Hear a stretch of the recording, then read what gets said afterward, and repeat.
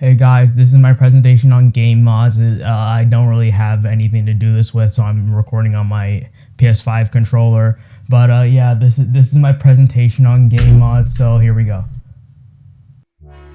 Game modification. The act of taking something that's already great, or could use some work, and making it into something that an even wider range of people will be able to experience. Or make it so people can enjoy it in the first place. This has happened to more games than you could ever think of. If a game has someone that cares about it, then it'll probably have at least a mod or two. Of course, that's as long as there's some way to access the source code. So anything that's console only or any games with those, yeah, not fair game. Don't like a character in the game? Mod them out. Don't like how something looks? Add new model in. Don't think a HUD is clear enough? Well, you're in your right to change it, but I'm watching you. But with games having extremely dedicated modding communities, it calls to attention where the culture had actually risen from. Back in the 1960s, which no one besides Wikipedia and probably the textbook seems to remember, primitive versions of game modding occurred when hackers took Space War after it was developed for the PDP-1, eventually modifying its rules to make the definitive version of the game.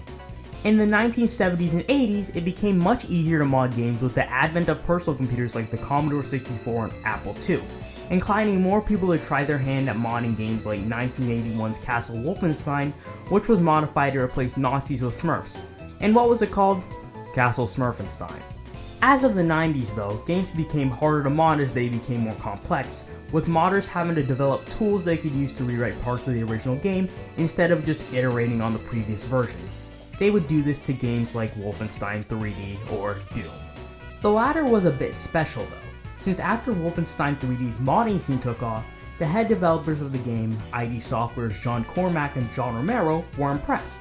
So for Doom, they made the game's assets separate from the actual game engine files, making it easy to modify files without having to mess with a game engine. After the success of Doom with its thriving modding scene, they made Doom open source in 1997, along with all their following games, including Quake, which received a few mods. One of which was a little mod called Team Fortress. This means that not only can we thank ID for Valve's success, since there's also Half-Life, which was designed using Quake's modding tools, not only can we thank them for showing how healthy modding can be for a game's lifecycle and leading the practice to what has become today, we can also thank them for that video essay from a niche internet micro-celebrity on a niche game that you don't really care about but watch anyway. Knowing how modding's reached the point that it has today, we can now look into how they're actually made. There are different ways to mod a game. The first and most basic way is to alter the original game's files using some external tool like Photoshop or GIMP. This is typically done for smaller scale mods that alter sounds, textures, or sprites. But the risk of this is that if done incorrectly, they can mess up your game, or if the developer updates, you can lose everything. So make sure to back it up, whether the files are modded or the original. The next way this is done is through a mod loading system that directly loads mod files into the game without replacing anything. Modding files for games that use loading systems typically take a folder full of modded files and use a loader to implement them into the game on startup. The final and most advanced way of modding a game is through using an injector. While the first two methods of modding happen as the game is loading the modded files along with the rest, injectors start working before the game's even open. These mods are typically more advanced, and rather than just replacing assets, they extend the game itself, adding new features that are nowhere present in the original game. Stardew Valley, for example, has multiple mods that use a loader called Smappy, which opens your command prompt and loads your mods before the game even opens. What types of mods would you use these methods for? Well, typically the most you'll see are cosmetic mods, which change models in 3D games, or mods to change sprites in 2D games. Language translations that the game developers probably didn't have the resources to make. Oh no! Then we have more advanced mods that, as mentioned prior with injectors, try to add entirely new features or content. Going back to the Stardew Valley example, yes, I love this game, how can you tell? Several mods expand on the game with as much content as the original, adding entire NPCs, quest lines, items, and features that allow you to prolong your enjoyment of the game with some kind of unofficial DLC. It's almost like more games should support them because fans literally do their jobs for them. Once a mod is made, they'll typically be posted to a mod hosting site like Nexus Mods or Game Banana.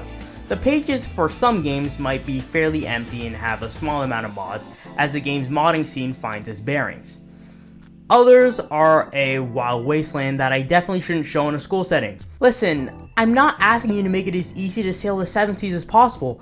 I just want to be able to put a maid outfit on my friend's character. Is that too much to ask? Game modding is a combination of a diverse range of skills.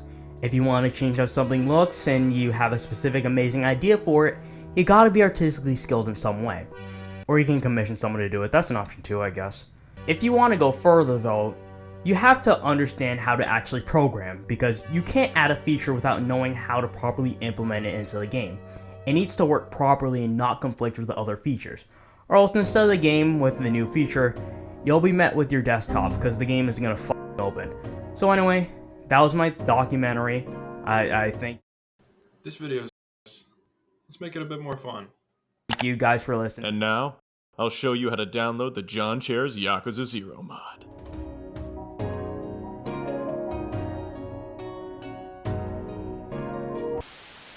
I want a girl with extensions in her